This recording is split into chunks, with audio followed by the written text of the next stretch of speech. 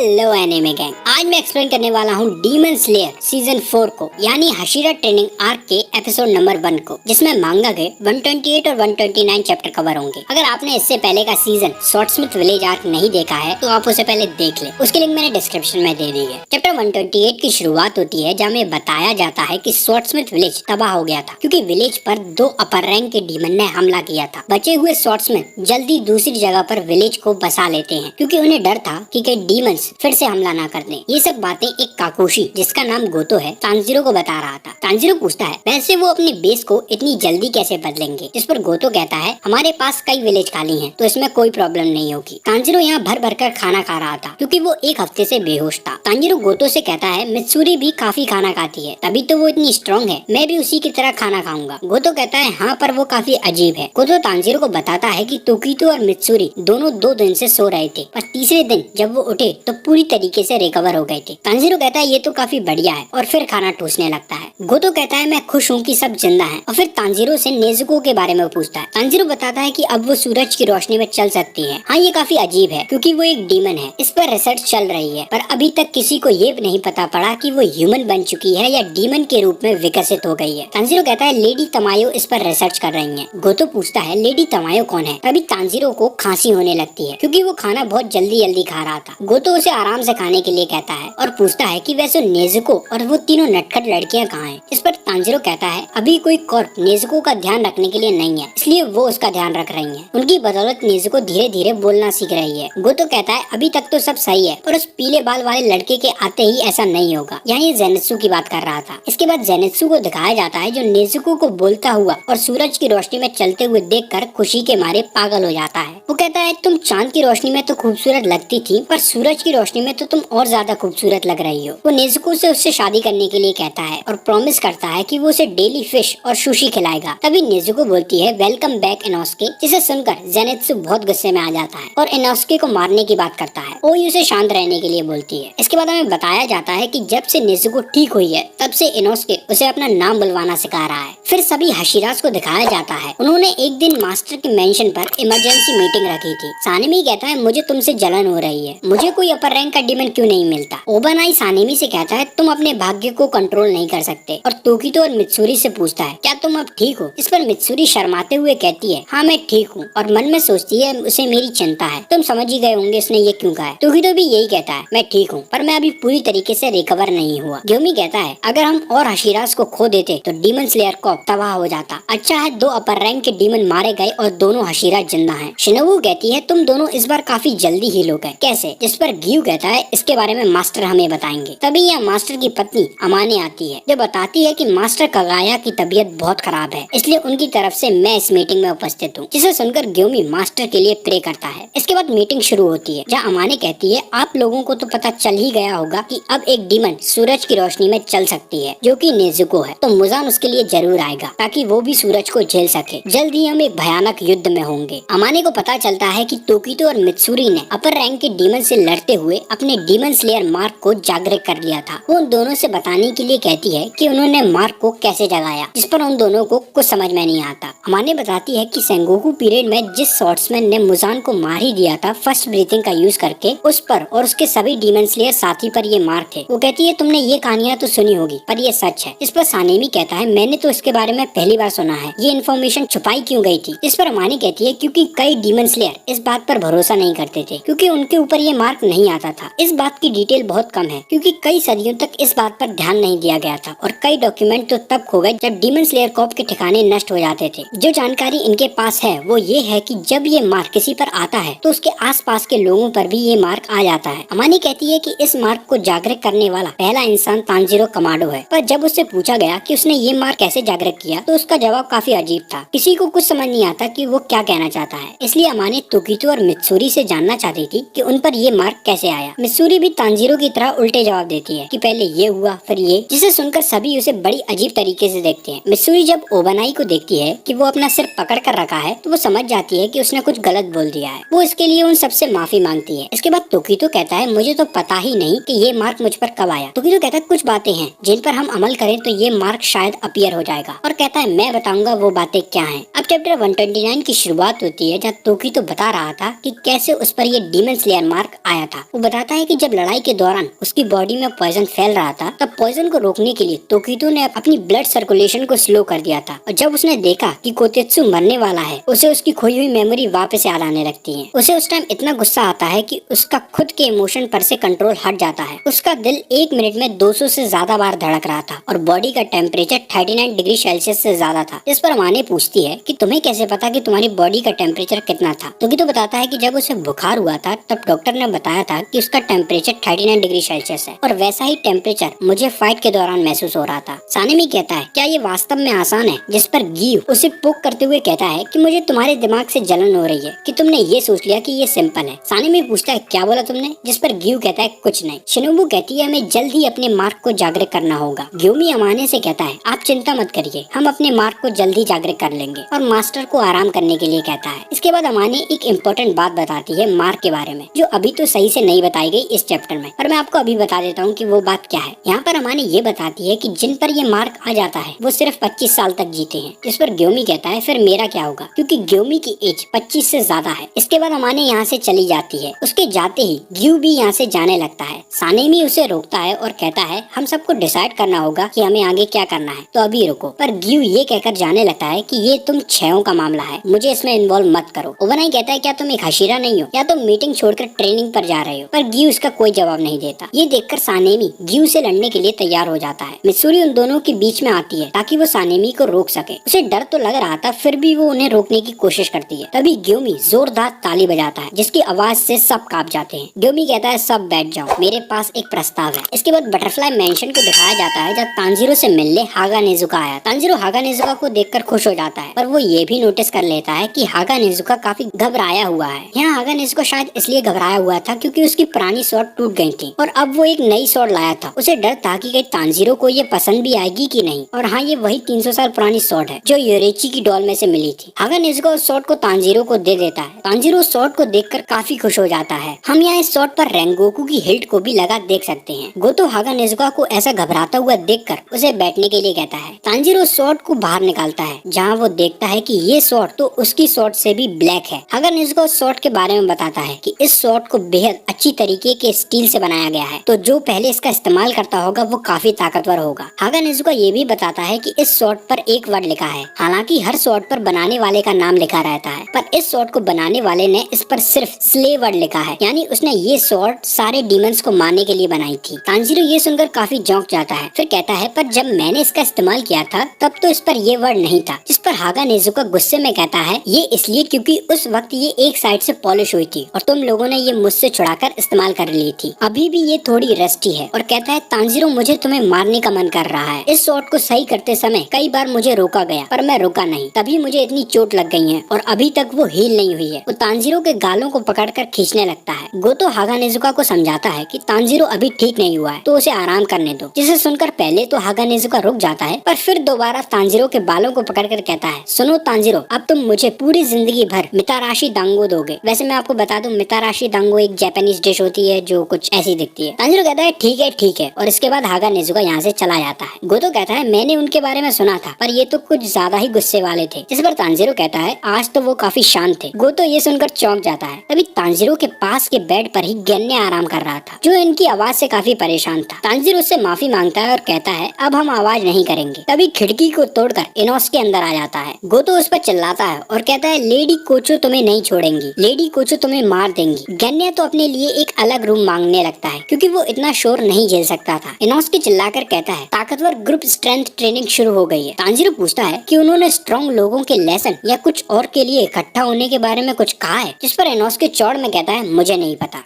और इसी के साथ ये एपिसोड और चैप्टर एंड हो जाता है। आई नो ये वीडियो काफी लेट हो गई थी, उसके लिए मैं सॉरी बोलना चाहता हूँ, पर अब से इस वीडियो में टाइम पर लाने की कोशिश करूंगा। कमेंट्स में बताना ये एपिसोड कैसा था और चैनल को सब्सक्राइब करना मत भूलना। मैं मिलता हूँ आपसे नेक्स्ट वीडियो में।